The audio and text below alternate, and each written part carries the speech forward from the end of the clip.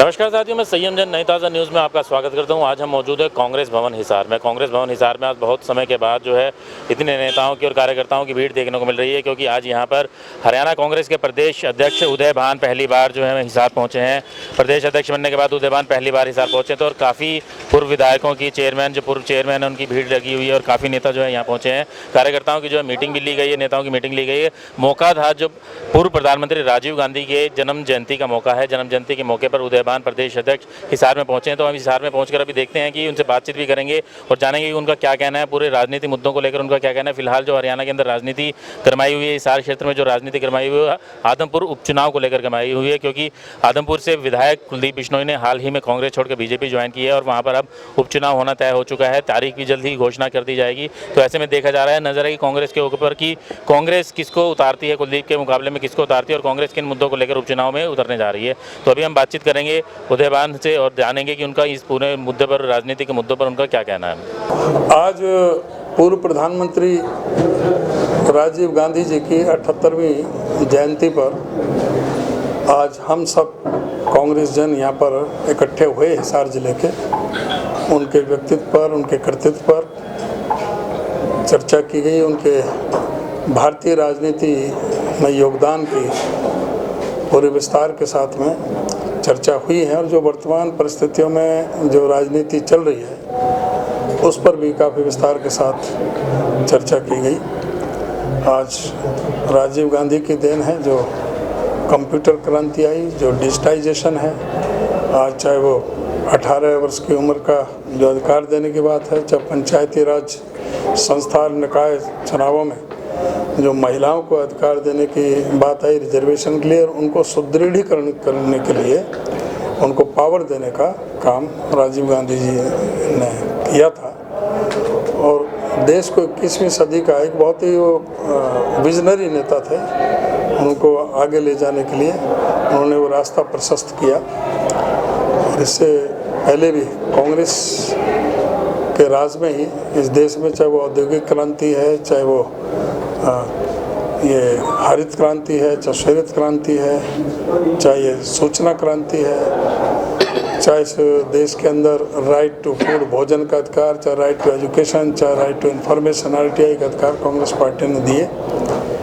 और आज जो देश में चल रहा है उन सब पर चर्चा की गई कि आज सरकार जो सत्ता में है ना महंगाई पर चर्चा करने के लिए तैयार है, ना बेरोजगारी पर चर्चा करने के लिए तैयार है, ना ढहती हुई अर्थव्यवस्था पर चर्चा करने के लिए तैयार है। क्यों डॉलर 80 रुपये से पार कर गया। जो कहते थे कि भाई डीजल और पेट्रोल अगर 35 रुपये चाहिए तो मोदी जी को प्रधानमंत्री बनाओ, आज जो शतक पार कर गए, चाहे डीजल है, पेट्रोल है, चाहे वो रसोई गैस है जो 400 का सिलेंडर 1100 पे पहुँचा दिया।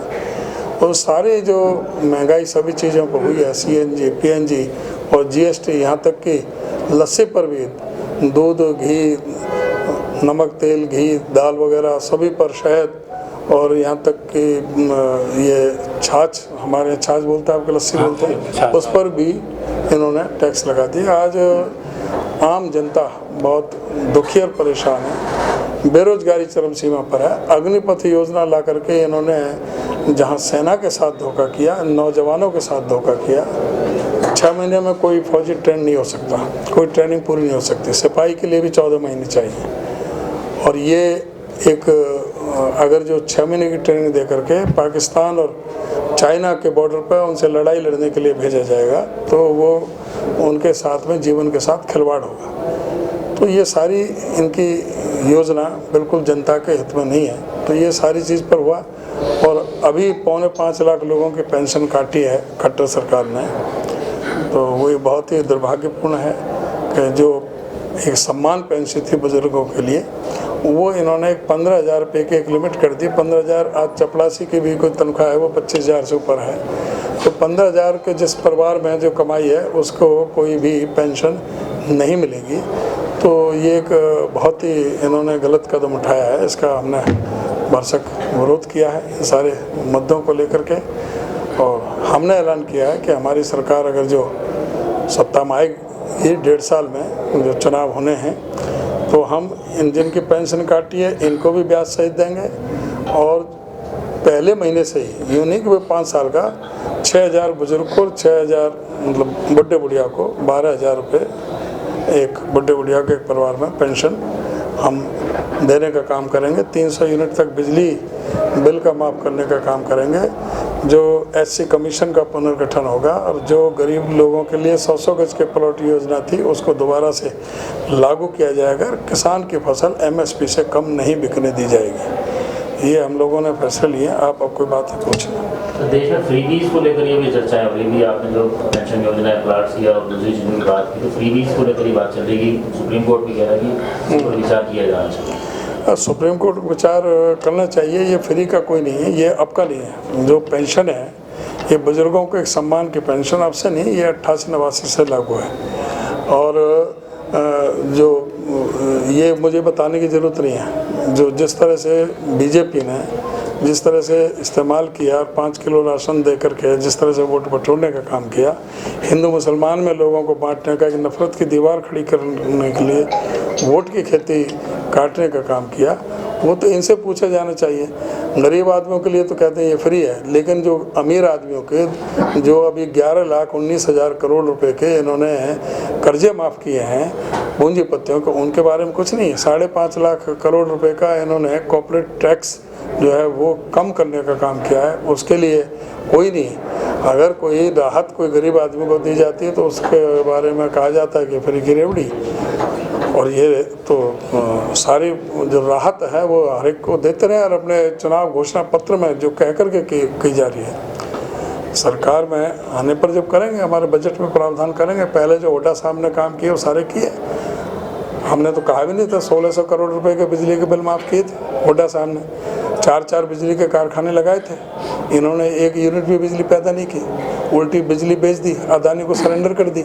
224 मेगावाट तो वैसे ही सरेंडर कर दी और बाकी 1200 मेगावाट में भी 3 नए पैसे यूनिट के हिसाब से और इन्होंने बढ़ोतरी कर दी। इन्हें तो कई सौ करोड़ रुपए का सारे जो नुकसान पहुंचा है प्रदेश की जनता के ऊपर। जो 48 साल में कर्जा था 70,000 करोड़ का, आज 3.25 लाख करोड़ का कर्जा है। इन्होंने कोई बिजली 1 यूनिट पैदा नहीं की, 1 इंच कोई मेट्रो रेल नहीं बढ़ी, 1 इंच कोई ट्रेन रेल की पटरी कोई बढ़ी नहीं, कोई इन्होंने बड़ा काम नहीं किया। कोई IIM कोई नहीं खोला, कोई IIT नहीं खोली, कोई ऐसा कोई काम नहीं किया जहाँ, और प्रदेश को कर्ज में बांध दिया पूरी तरह से। हरियाणा का संगठन का पूरा पुनर्गठन कब तक हो जाएगा? जिला अध्यक्ष, ब्लॉक अध्यक्ष वगैरह कब तक? बहुत तेज़ी से काम चल रहा है और ये संगठन की कमी सबको ये महसूस हो रही है और ये लास्ट स्टेज में है। किसी भी 15-20 दिन में हमारा हो जाएगा। आदमपुर चुनाव के लिए आदमपुर चुनाव के लिए हम पूरी तरह से तैयार हैं और आदमपुर कांग्रेस पार्टी अच्छे मार्जिन से जीतेगी और इनको पता लगेगा कि भाई किस तरह से, जिस तरह से इन्होंने पार्टी की पीठ में छुरा घोंपा, आदमपुर की जनता के साथ विश्वासघात किया। आदमपुर की जनता ने तो इनको कांग्रेस का समर्थन के लिए इनको कहा था, लेकिन इन्होंने उनके विश्वास को भी धोखा दिया। आदमपुर की जनता के लिए आज तक कुलदीप बिश्नोई विधानसभा में कोई मामला नहीं उठाया, कोई मामला नहीं उठाया आदमपुर की जनता के लिए। तो ये तो जो है एरिस्टोक्रेट नेता हैं, अपने पिताश्री चौधरी भजनलाल के नाम से अब तक खाते रहे, उनके नाम से दुकान खोल रखी है। इनका अपना क्या योगदान है? ये कभी सड़क के नेता रहे नहीं। ये 6 महीने तो विदेश में रहते हैं, 6 महीने यहाँ रहते हैं, किसी का टेलीफोन तक उठाते नहीं, गांव में कभी जाते नहीं। जीतने के बाद, आने के बाद वो समय अलग था चौधरी भजनलाल वाला। आज तो पूरी तरह से इन्होंने जो है ना उनके नाम को भी डुबोने का काम किया है। आपको क्या लगता है कि किस वजह से? क्योंकि आपके प्रदेश अध्यक्ष बनने के बाद इन्होंने रावत के थ्रू दिखाने शुरू किए थे। मेरे प्रदेश अध्यक्ष बनने से पूछो जैसे कि मेरे से क्या होती है इनको। मुझे कोई प्रदेश अध्यक्ष मुझे पार्टी हाईकमान ने, सोनिया जी ने, राहुल जी ने मुझे प्रदेश अध्यक्ष बनाया, हुड्डा जी ने मुझे सहयोग किया।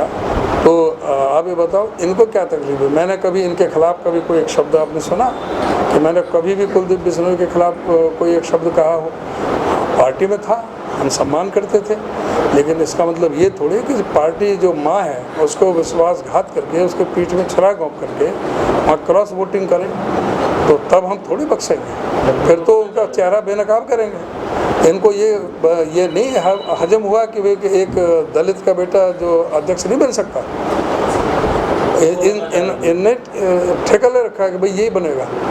कुलदीप बिश्नोई ने कल कहा है कि जाट हमारी माँ है, हम बिश्नोई लोग हैं, जाटों से पैदा हुए हैं, जाट और बिश्नोई एक ही बात है। ये हमेशा तो जाटों के खिलाफ जहर उगलते रहे। ये तो जाट और नॉन जाट की तो राजनीति इन्होंने शुरुआत की है हरियाणा के अंदर, मुझे कोई बताने की ज़रूरत नहीं है। ये हर आम आदमी, आप भी जानते हो इस बात को। अब वोट चाहिए जाटों के, इसलिए ना ये ना जाटों का है ना बिश्नोइयों का, ये किसी का भी नहीं है, ये अपने स्वार्थ का है। ये अपने स्वार्थ का है। एक हमारे देहात में और लुढ़कना लोटा बोलते हैं, कभी बीएसपी से बात करेगा, कभी एक और पार्टी थी उससे बात करिए, कभी बीजेपी से बात करिए। फिर कांग्रेस में जब हुड्डा साहब अच्छे थे, जब हुड्डा साहब के साथ जा कर के वहाँ पहुँचता था, और आज हुड्डा साहब का विरोध करने लगा, आज उदय भान का विरोध करने लगा। उदय भान का क्या विरोध किया? मैं उदय भान भी 4 बार विधायक बना है, 2 बार मेरे पिताजी विधायक रहे हैं, घर में 95 साल की राजनीति है। मेरे दादाजी 15 साल नगर पालिका होटल के अंग्रेजों के टाइम में चेयरमैन रहे हैं। मेरा बेटा चेयरमैन रहा नगर परिषद का, अभी पिछले इसमें टेंडर बोलता था ये। हमारे तो घर में मेरे खिलाफ क्यों बोलता था? मैं कभी इसके खिलाफ नहीं बोलता, ये मेरे खिलाफ क्यों बोलता था? ये तो उससे पूछो ना कि मेरे से क्या डर है, मेरे से क्या एलर्जी है, मेरे से क्या तकलीफ है। उसके जाने से कांग्रेस पार्टी को कोई नुकसान नहीं हुआ? कोई नुकसान नहीं है। आज कांग्रेस साहब ने देखा नहीं, सारी कांग्रेस एकजुट है। कोई एक भी कोई एक सिंगल आदमी कोई इनके साथ नहीं गया। ये कहते थे कि मैं 7 MLA को लेकर के आ जाऊंगा। अभी 11 ex-MLA हमारे भाजपा को छोड़ करके कांग्रेस में शामिल हुए हैं। सत्ता में आज भाजपा है, सत्ता में भाजपा है। सत्ता में जाने के लिए तो तत्पर रहते हैं लोग, सारे और लोग इधर उधर से जाते हैं। अभी इलेक्शन 1.5 साल दूर है। जो हमारे साथ आ रहे हैं तो वो इस बात का एकदम संकेत है, पहले तो हमारी नीतियों के प्रति और हमारे जो लीडरशिप के प्रति, और दूसरा ये भी इस बात का संकेत है कि हरियाणा में भाजपा जा रही है और कांग्रेस पार्टी भारी बहुमत से आ रही है। आदमपुर से चुनाव के लिए अभी तक कोई प्रत्याशी आपका फाइनल हुआ? पहले डिक्लेयर होने दो, अभी सारा चीज़ का मंथन हो रहा है। अभी मंथन चल रहा है। उस समय जब आएगा समय तो आप देखोगे, अब कैंडिडेट आएगा, मजबूत कैंडिडेट आएगा और उसको हराएंगे। कौन किसका आएगा ये आपको पता होगा। ये तो अभी हमने तो हमारे सामने तो कोई आया नहीं। अभी जब आएगा पार्टी के सामने जब करेंगे। अभी तो आपको क्या लगता है कि कैंडिडेट बाहर का होना चाहिए हल्के से या हल्के होना चाहिए? जो भी कैंडिडेट होगा मजबूत उम्मीदवार होगा और इसको डेफिनेटली मतलब बेशक हराएगा। नहीं, बाहर का भी हो सकता है, अंदर का भी विधानसभा वाला समय निर्णय लेगा। अभी लोगों से परामर्श करेंगे, लोगों के राय ली जाएगी। हमारे लगे हुए हैं साथी और सभी इस बात पर मंथन कर रहे हैं कि कौन आदमी मजबूती से टक्कर दे सकता है। कुलदीप बिश्नोई ने कल एक और बात की, उन्होंने कहा कि भूपेंद्र सिंह हुड्डा को राजनीतिक ज्ञान नहीं है। राजनीतिक ज्ञान वाला एक कुलदीप बिश्नोई बच्चा है जिसको राजनीतिक ज्ञान अपने बाप को भी, पिताश्री को भी नहीं बताया कि वो पार्टी जब बनाई थी आज का, और उनको भी धोखे में रखा था। इनको राजनीति का ज्ञान है कि जो कभी बीएसपी में गए तो जब मुख्यमंत्री बनने थे, फिर उसमें गए, बीजेपी के साथ समझौता किया तो मुख्यमंत्री बनने के लिए गए थे। अब क्या बनने के लिए गए हैं बीजेपी में? अब पूछा जाए कि अब क्या बनोगे बीजेपी में जा कर के? वहाँ तो सीट खाली है नहीं। यहाँ तो दौरे पड़ रहे थे मुख्यमंत्री बनने के, वहाँ तो वो सामान्य प्राइमरी मेंबर है। अभी तो ये भी नहीं पता टिकट भी मिलेगी कि नहीं मिलेगी। अभी तो वो भी, उनके पास भी वो जो उनका वो तैयार है ना मामला। वो तो कह रहे बेटे को लड़ाई बेटा तो पहले भी लड़ाया था, एमपी का नहीं लड़ाया था। इसी आदमपुर से कितने वोटों से आ रहा था। एक इन्हीं का बेटा था। पूरे 10 जो हमारी लोकसभा की सीट है, एक अकेला ये थे भव्य बिश्नोई जिसके जमाने जब्त हुई थी। हरियाणा गवर्नमेंट ने अभी कुछ स्कूल बंद करने की घोषणा की है जहाँ पर बच्चे कम हैं, तो उसको इनका तो काम स्कूलों का भी प्राइवेटाइजेशन करने का है, बिजली का भी। आज सब चीज़ इंडिया ऑन सेल। जो कहते थे कि सौगंध मुझे इस धरती के मैं देश नहीं बिकने दूंगा, आज इंडिया ऑन सेल कर रखा है, सब चीज़ बका हुआ है। आज स्कूलों को, शिक्षा को, आज 45,692 जगह खाली हैं शिक्षा विभाग में, लेकिन उन जगहों को कम करने के लिए ये साजिश की जा रही है। स्कूल कम किए जा रहे हैं और धीरे धीरे इन स्कूलों को ख़त्म करके प्राइवेट ही किया जा रहा है। संस्कृति स्कूल खोले, उनमें गरीब बच्चों को जो 134A के तहत जो सुविधा मिलती थी, उसकी जो पैसे सरकार देती थी, उनके दाखिले होते थे, खर्चा जो सरकार देती थी, वो भी इन्होंने बंद कर दिया।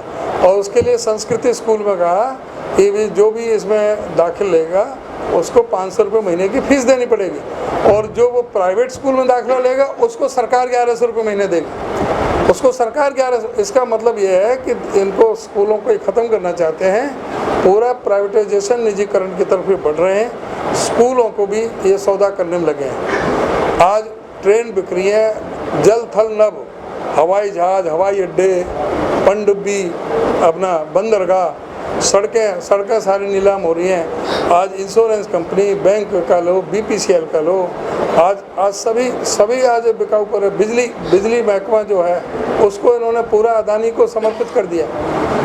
हरियाणा के अंदर जो अदानी से समझौता किया था 1424 यूनिट प्रतिदिन के हिसाब से, हमारे प्रोफेसर संपत सिंह इस महकमे के मंत्री रहे, इनको मेरे से भी ज़्यादा ज्ञान है इस मामले में।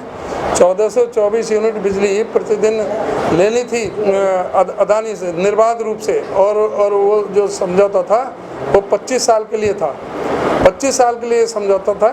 ये अदानी से इतना डरते हैं, इनकी हिम्मत नहीं पड़ी कि जो उन्होंने अचानक रोक दी बिजली की सप्लाई, ये उनसे सप्लाई ले सके। ये तो अदानी की और अंबानी की रखेल सरकार है, हम दो और हमारे दो। जो अदानी और अंबानी फैसला लेते हैं वो इनको इम्प्लीमेंट करते हैं, ये उनको इम्प्लीमेंट करते हैं। और वो 1424 यूनिट का अब दोबारा से इन्होंने कई महीने तक तो बिजली दी नहीं, अब दोबारा समझौता किया, वो 1200 मेगावाट यूनिट का किया है इन्होंने एक दिन में। 224 यूनिट तो सरेंडर कर दी। अब इनसे पूछा जाए कि 224 यूनिट जो सरेंडर की है, जो 2 रुपये 94 पैसे यूनिट थी, अब उस 224 यूनिट की भरपाई किस रेट में कर रहे हो? आप 6 रुपये, 7 रुपये, 7.5 रुपये के हिसाब से कर रहे हो। कितने हजारों करोड़ रुपए का नुकसान पहुंचाया है। अभी HPGCL में बात करते हैं। HPGCL में 5576 करोड़ रुपए का CAG ने निकाला घोटाला, 5576 करोड़ रुपए का HPGCL में।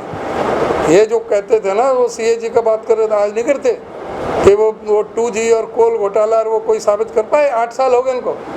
वो सारा जो ना जीरो था, वो उसमें कांग्रेस पार्टी बदनाम करके सरकार को इन्होंने किडनैप कर लिया एक तरह से। कोई कहीं 2G पर, कोल घोटाले पर आज ये चर्चा करते हैं कोई कहीं भी? किरण चौधरी नाराज चल रही है आपकी? कोई किरण चौधरी कोई नाराज नहीं है, और ये कांग्रेस पार्टी है, सभी अपने प्रोग्राम कर रही है। नाराज कैसे हैं?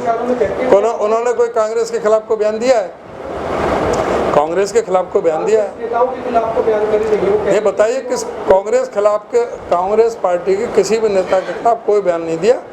वो अपने कार्यक्रम चला रही है, लोगों के बीच में कनेक्टिविटी। मैं कह रहा हूँ सभी चलाएं, सभी कांग्रेस जन चलाएं, सभी लोग। बयान आया था, कुछ लोग चाहते हैं कि वो पार्टी से निकल जाए, लेकिन वो पता नहीं है किस मिट्टी की बनी हुई। ना ये पता नहीं वो किस आदमी के लिए कह रही है, तो उनसे पूछा? नहीं, हमें नहीं पता, ये तो वो आपको बता सकते हैं। पंचायत चुनाव कोई हम संबल पर नहीं लड़ेंगे, ना इससे पहले कभी लड़े। नगर पालिका, नगर परिषद भी हम संबल पर नहीं लड़े। हाँ, अगर नगर निगम का चुनाव हम संबल पर लड़ेंगे। अगर जिला परिषद चेयरमैन ये डायरेक्ट कराते हैं तो हम संबल पर लड़ेंगे। तो साथियों, आपने देखा कि किस तरीके से उदय भान, प्रदेश अध्यक्ष कांग्रेस के, उन्होंने पत्रकारों से बातचीत करते हुए सरकार के ऊपर बड़े आरोप लगाए हैं। केंद्र सरकार और हरियाणा सरकार के ऊपर उन्होंने काफ़ी आरोप लगाए हैं। उन्होंने सीधे सबसे पहले कहा है कि देश के प्रधानमंत्री ने कहा था कि उस देश को बिकने नहीं देंगे, लेकिन आज केंद्र सरकार ने पूरे जो देश के अंदर विभिन्न सरकारी उपकरणों को और सरकारी विभागों को बेचने का काम कर रही है। उन्होंने आरोप लगाए हैं कि आज पूरा देश जो है सेल के ऊपर लगा दिया गया है और सिर्फ अदानी अंबानी के लिए सरकार काम कर रही है। उसके अलावा हरियाणा सरकार पर भी उन्होंने आरोप लगाए हैं कि हरियाणा सरकार निजीकरण को बहुत बढ़ावा दे रही है। हरियाणा के अंदर जो है अदानी की आगे सरकार झुकी और जो बिजली का समझौता हुआ, उसके साथ समझौता किया गया। उसके जो बिजली की जो यूनिट थी, 200 से ऊपर अधिक मेगावाट की जो यूनिट थे, उसको छोड़ दिया गया और उसके बाद जो महंगी यूनिट के ऊपर जो है दोबारा जो समझौता किया गया। उसके अलावा उन्होंने ये कुलदीप बिश्नोई के ऊपर भी निशाना साधा। उन्होंने कुलदीप बिश्नोई के ऊपर निशाना साधते हुए आरोप लगाया कि कुलदीप ने कभी भी जनता की राजनीति नहीं की। उनके राजनीति की समझ के जो राजनीति समझ नहीं होने के जो आरोप वो हुड्डा पर लगाते हैं वो बिल्कुल निराधार है और उनको खुद को राजनीति समझ नहीं है और वो ऐसे ऐसे निर्णय ले रहे हैं जिनको लेकर जनता के अंदर काफ़ी गुस्सा भी है। और आने वाले जो उपचुनाव होंगे, आदमपुर में जो उपचुनाव होंगे, उनका कहना है कि उस उपचुनाव के अंदर जनता उन्हें सबक सिखाने का काम करेगी और कांग्रेस का दावा उन्होंने किया कि कांग्रेस इस उपचुनाव के अंदर जीत हासिल करेगी। मैं संयम जैन, कैमरामैन अशोक के साथ, नई ताज़ा न्यूज़, हिसार। लेटेस्ट वीडियोस के लिए सब्सक्राइब करें हमारा चैनल नई ताज़ा न्यूज़ और दबाएं बेल आइकॉन ताकि आप मिस ना करें कोई भी अपडेट।